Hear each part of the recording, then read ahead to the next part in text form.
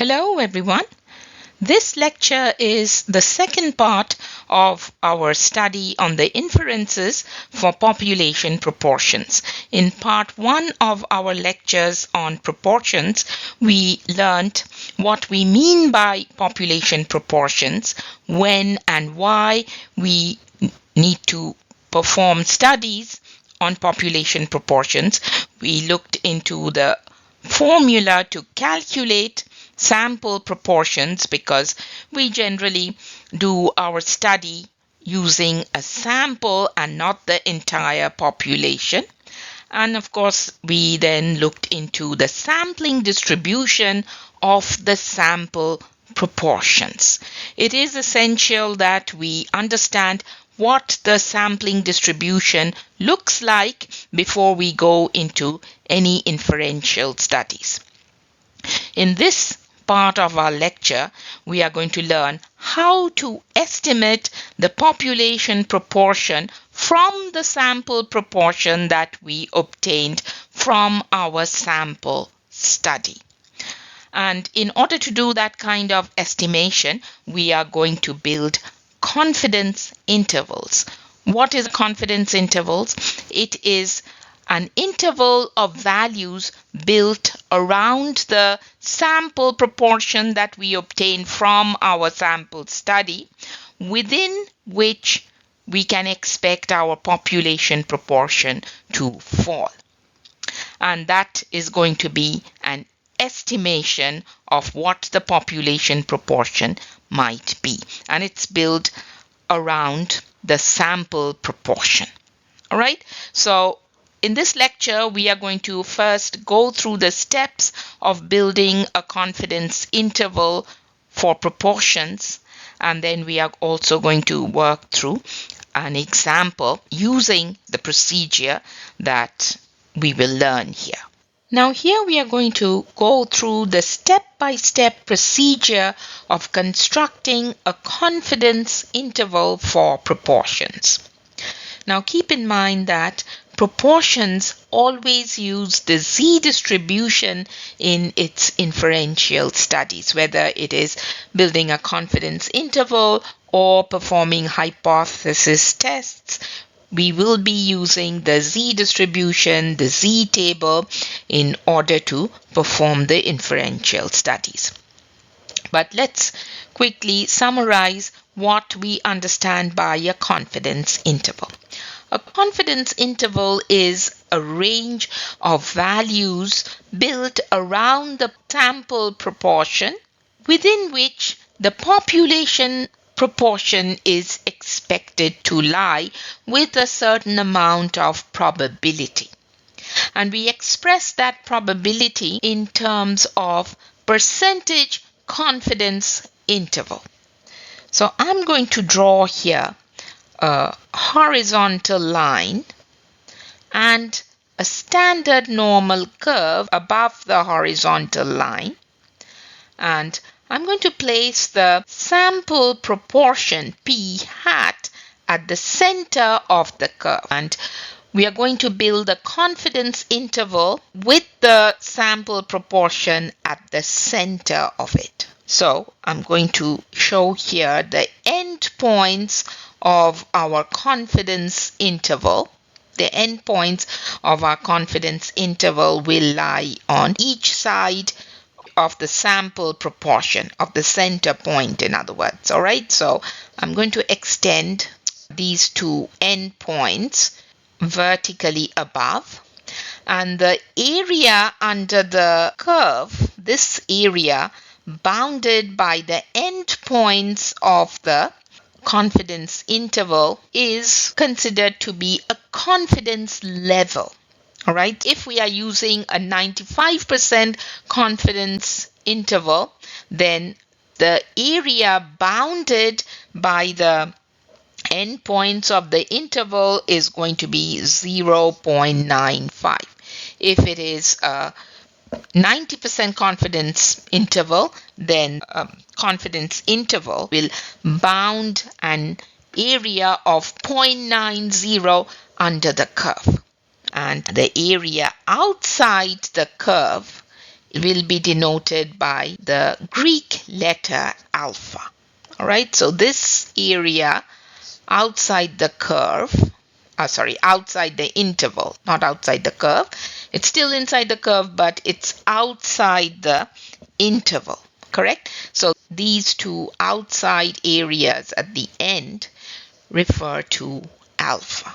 And how is alpha obtained? Alpha is 1 minus whatever the confidence level is. If it's a 90% confidence interval, then alpha will be 1 minus 0.90. If it's a 95% confidence interval, then alpha will have a value of 1 minus 0.95. If it's a 99% confidence interval, it will be 1 minus 0.99. That's how we find alpha.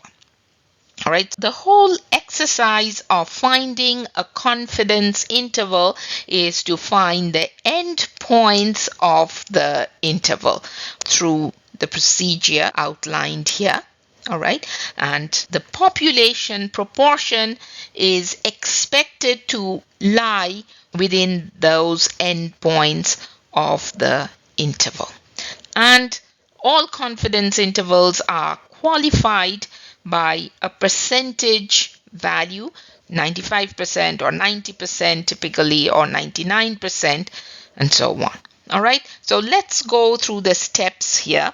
I will read through it. It says, the purpose, of course, is to build a confidence interval, but this time it's for population proportion. There is also a procedure to find the confidence interval for population means, but here we are discussing proportions.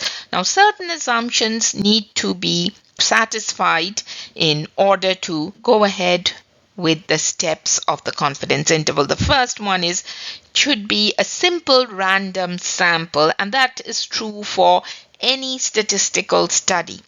All samples must be simple random samples, but especially pertinent to the study on proportions is that the number of successes x and the number of failures obtained by subtracting x from n, both values should be greater or equal to 5.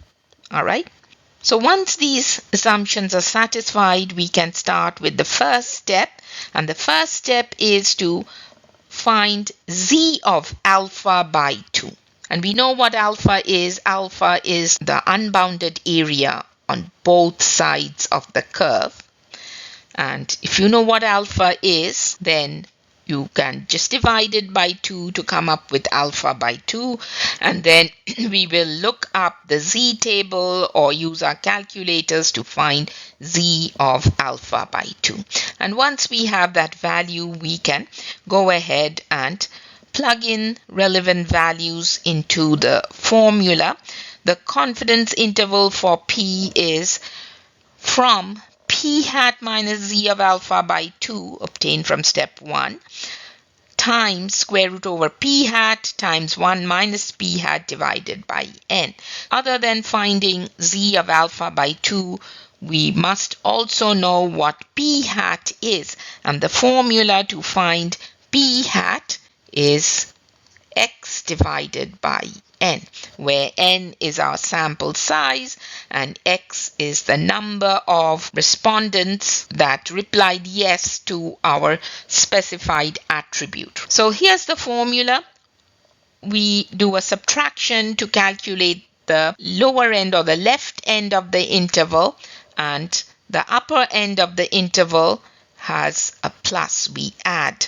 And sometimes you will see that the formula is written as P hat and then the plus minus are combined, and then it's z of alpha by 2 times square root over P hat times 1 minus P hat divided by n. Sometimes they just write a single formula, but they combine the plus minus in it. And once we find the endpoints of our interval, we just go ahead and interpret the confidence interval. And that is a very important step in finding any confidence interval. All right? Now we will go through an example that will apply the process of finding a confidence interval for a specific problem on proportions. And this is the same problem that we used before in part 1 of our lecture on playing hooky. So again, I'm going to read through the example first. It says playing hooky from work. A poll was conducted on 1010 randomly selected US employees. The employees sampled were asked whether they play hooky, that is, call in sick at least once a year, simply to relax at home. 202 responded yes. Use this data to find a 95% confidence interval for the proportion P of all US employees who play hooky. So here they are asking us to come up with a 95% confidence interval, and that is very important to know because the confidence interval will vary upon what percentage confidence interval we are building. Here we are asked to find a 95% confidence interval. So we have understood the question. However, we have to now extract the data from the question. Now, what I suggest is first write out the formula that you are going to use to find the endpoints of the confidence interval. If you have the formula in front of you, you will know what data you are looking for to plug into that equation, right? So I'm going to write here the formula for the confidence interval, which is P hat plus minus, and I'm going to combine plus minus in the same formula, z of alpha by 2. Again, for proportions, we always use the z distribution. So z of alpha by 2 times square root over p hat times 1 minus p hat divided by n. Correct? That is the formula. So what are the values we should look for? First of all, we need to know what p hat is, and p hat is the sample proportion, and there is a formula that we must apply to find the value of p hat. And we have to know what n is, which is the sample size, and then of course we need to find z of alpha by 2. In this portion of our lecture, we will just focus on finding p hat, and then in the subsequent slides we will talk about how to find the entire confidence interval. All right, so for p hat we need to find again, let me write the formula for p hat. P hat goes by the formula x divided by n. So we need to know what n is, the sample size. So let's go back to the question. It says a poll was conducted on 1010 randomly selected US employees. So what do you think is this 1010? It is the sample size, the number of employees on whom the survey was conducted. So n is 1010, so just write it here, 1010. Now we need to know what x is. What is x? X is the number of respondents that replied with a yes, that is, they do play hooky at least once a year. That number would be the value of x. And what is it? It says here, if you read down a few sentences from here, it says 202 responded yes. They met that specific attribute we were looking for, which was playing hooky. So I'm going to write the value 202 for x. So let's write that 202.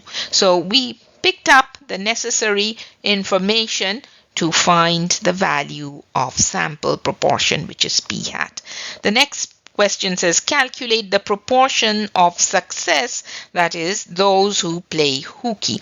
So proportion is p hat, the sample proportion is what they are asking for. So let's write the formula. P hat equals x divided by n. We know that x is 202, we know that n is 1010, and when we do the division, it gives us a value of 0.20, and that is the success proportion. Success represents the number or proportion that has met the specified attribute. The next part of the question says calculate the proportion of failures. That means those who did not meet the specified attribute. In other words, for this example, it's those who did not play hooky, who responded with a no, we don't play hooky. For that, the formula is n minus x, right, to find the number of people. So you could do it two ways. You could either calculate that as n minus x divided by n. So that would be 1010 minus 202 divided by 1010, and you should come up with a proportion of 0.80. Or the easier way is, if you know that the success proportion is 0.20, then the failure proportion would be 1 minus whatever p hat is. So that would be 1 minus 0.20, which is 0.80. So either method will give you the same proportion for the failures, but 1 minus p hat is, of course, the faster and easier method. All right? So now that we have found the value of the sample proportion for this problem, we will now go into the step-by-step process of creating the confidence interval, and it's going to be a 95% confidence interval.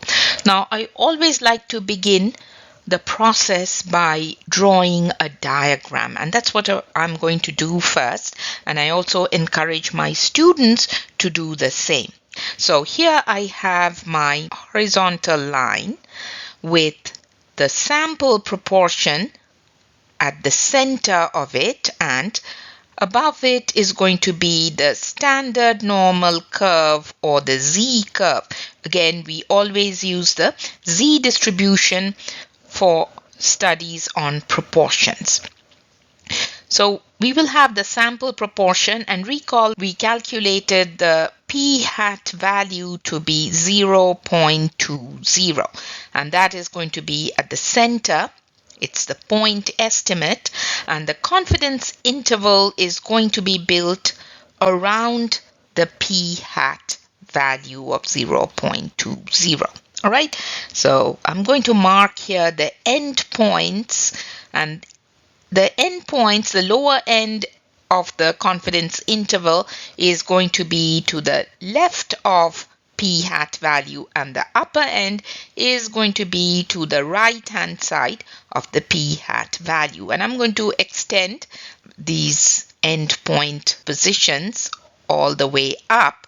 And what this 95% confidence interval tells us is that the endpoints of the interval is going to bind an area of 0.95 or 95% of the area under the curve.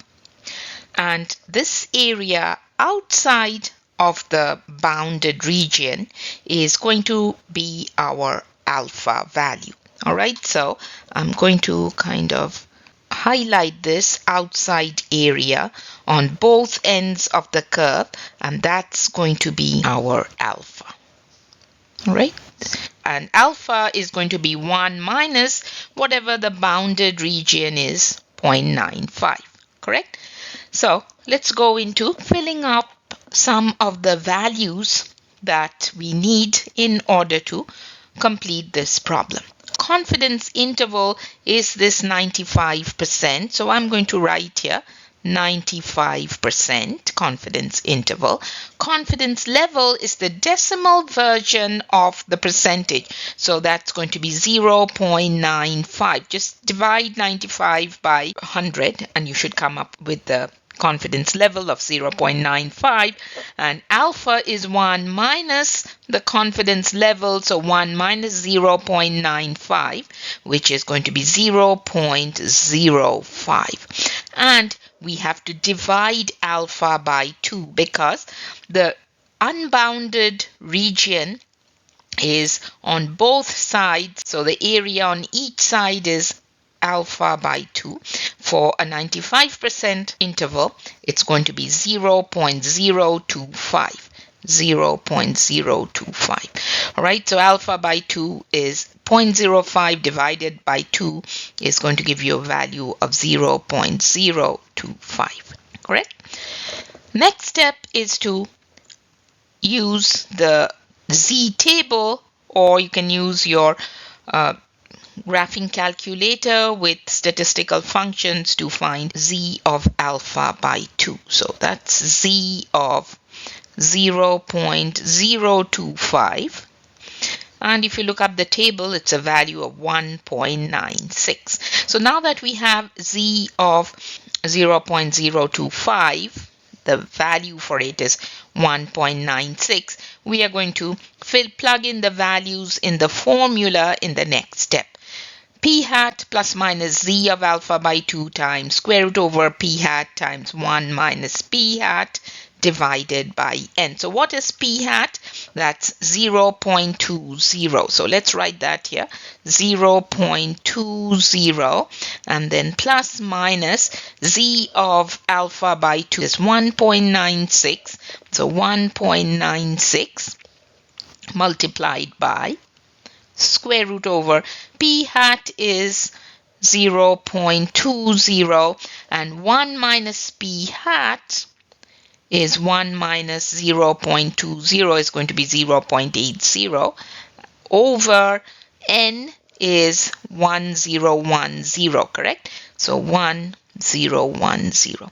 So we will end up with 0.20 plus minus 1.96 times square root over 0.20 times 0.80 divided by 1010, and this portion of the formula is the margin of error denoted by E, correct? So calculate this portion, the margin of error, first, and then add and subtract it to 0.20. So you should come up with a margin of error of 0.024. It's going to be 0.20 plus minus 0.024, and once you subtract and add it to 0.20, you should come up with the two endpoints of the interval being 0.175 as the lower end. So this end in the diagram here, the lower end is going to be 0.175, and the upper end is going to be 0.22. All right, this end is going to have a value of 0.22. Then the final step is to interpret the interval, and there is a way of doing that. We start by stating what confidence interval we found. So you have to start by saying we are 95% confident.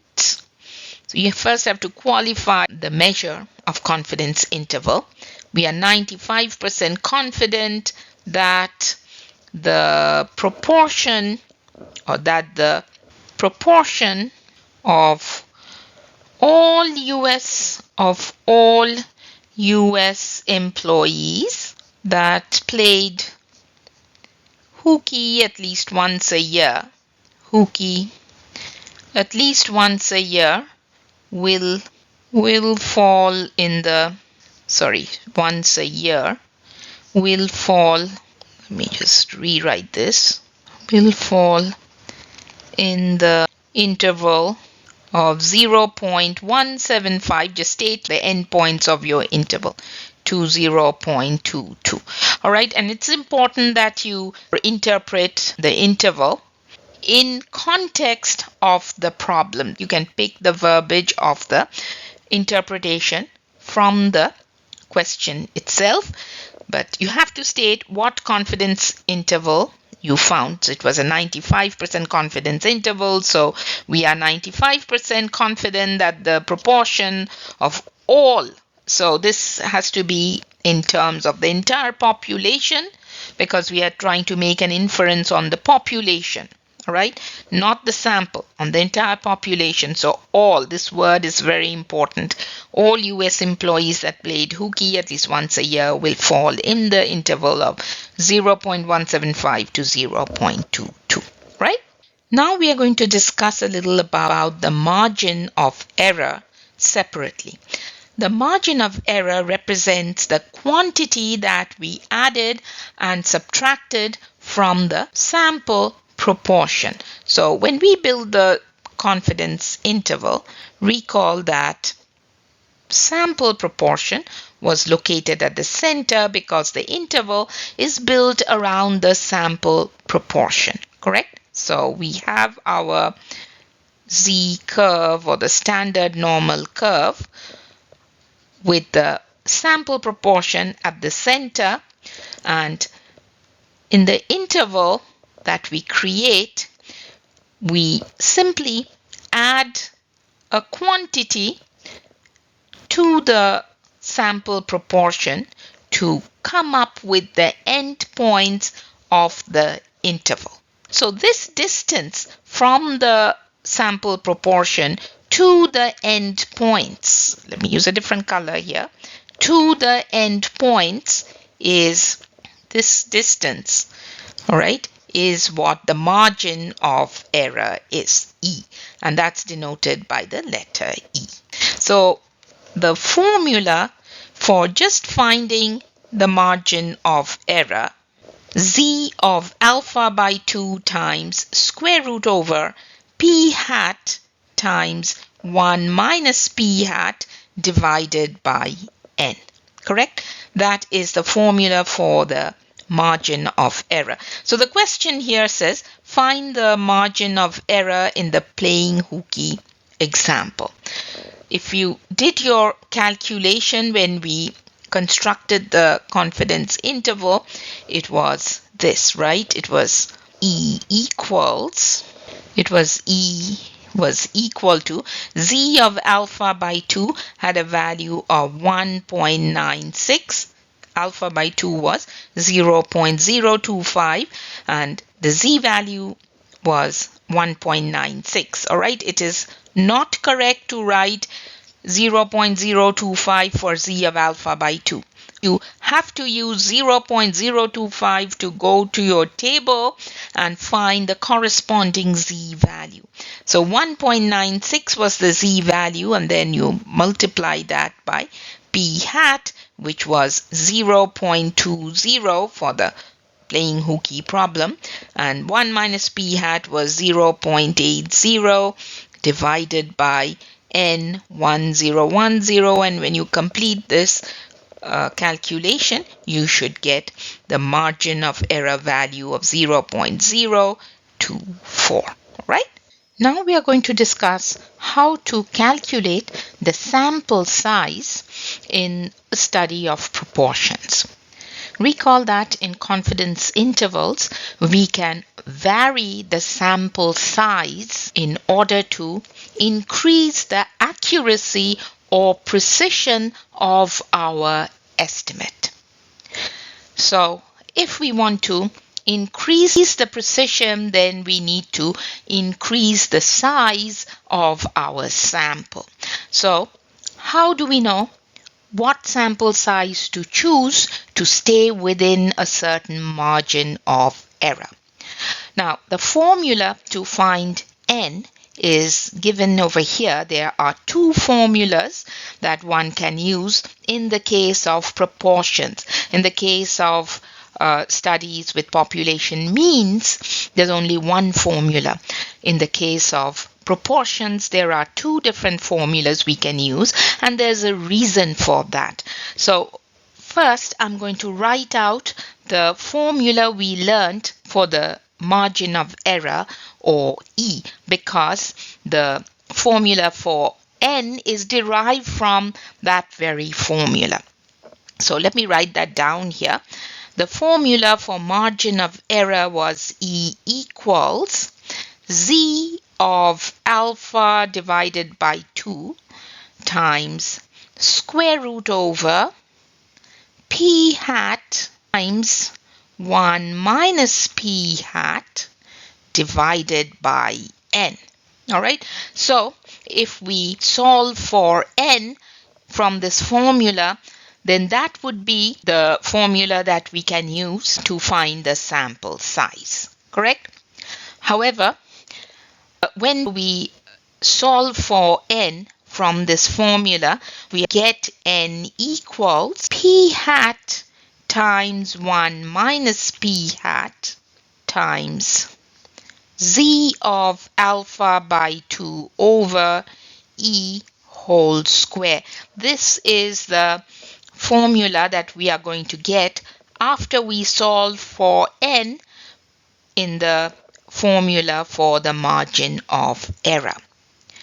Why cannot we use this formula as is?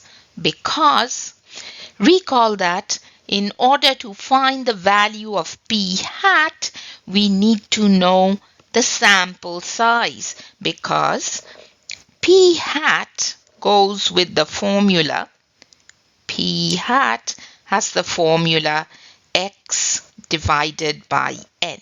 So we need to know the value of N in order to find the value of P hat. However, here we are trying to find the value of N. So it's a catch-22 situation here. All right, there's a catch. In order to find N, we need to find P hat, the value of P hat. And in order to find P hat, we need to know the value of N. So what statisticians do is they just use a guesstimated value of P hat of 0.5. All right, so a constant value that statisticians suggest us to use, just because we do not know the exact value of P hat. And when we do that, what we get is N equals, I'm going to substitute 0.5 into P hat, and then 1 minus 0.5, and then of course Z of alpha by 2 divided by E whole squared. But 0.5 times 1 minus 0.5, and let me write that down here, is 0.5 times 0.5. When you multiply, you end up with 0.25. And that is how they got the 0.25 in the first formula for N. All right? So most often when we do not know even vaguely the value of P hat, we just use an arbitrary value of 0.5 for P hat and do this calculation. All right. So here it says 1 minus alpha level confidence interval for population proportion that has a margin of error of at most E can be obtained by choosing N, the sample size, which is obtained from this formula, rounded up to the nearest whole number, and you round it up. If you can make an educated guess of P hat, and that will be denoted by P hat sub G. So if we have some idea of what P hat might be, then instead of using 0.5 for P hat, we can use that value into the same formula. All right. So if you can make an educated guess of P hat sub G, G for guess, for the observed value of P hat, then you should instead choose this particular formula. You should plug in the value of the guessed proportion for P hat sub G and do the calculation. All right. Now we are going to work through an example where we will be applying the formula for the sample size for proportions that we just learned previously. All right. So it says here, obtain a sample size that will ensure a margin of error of at most 0.01 for a 95% confidence interval. Now, since we are not given a guesstimated value for p hat, we are going to use the first formula that we learned about. All right, and that was n equals 0.25 times z of alpha by 2 over e whole squared. All right, so this is the formula. We have to plug in the value of z of alpha by 2 and also the value of e. And once we do the calculation, we should get the value of the sample size. So what is the value of e? What is the value of z of alpha by 2? So here it says the confidence interval is 95%. So by that measure, what would alpha be? Alpha is 1 minus the confidence level. So the alpha value would be 0.05. How did I get that? I did 1 minus 0.95, which is the confidence level obtained from the percentage value of 95. 95% confidence interval means 0.95 the confidence level. Therefore, alpha is 1 minus 0.95, which is 0.05. However, we need to find alpha by 2, right? Because in the formula, there is z of alpha by 2. So alpha by 2 would give us 0.025. And therefore, z of 0.025 is going to be 1.96. You can look that up on the table, on the z table, or from your calculators if you have a statistically equipped calculator. All right.